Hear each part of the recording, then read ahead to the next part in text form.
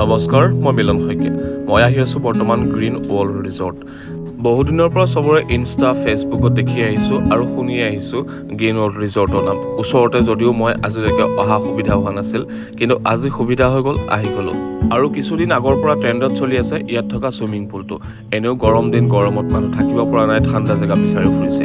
আৰু আপুনি যদি ইয়ালৈ আহিব বিচাৰে তৰাজুলিৰ পৰা ৰাইট চাইডে সোমাই দিব।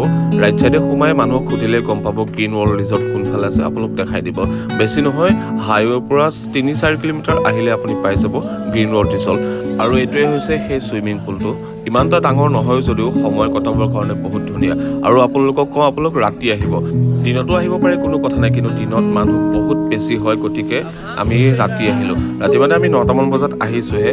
9টামান বজাত আহি দেখিছোঁ লাহে লাহে খালী হৈ গৈছে, আৰু আমি লগৰ গোটেইখিনি আৰম্ভ কৰি দিলোঁ সাঁতুৰিবলৈ।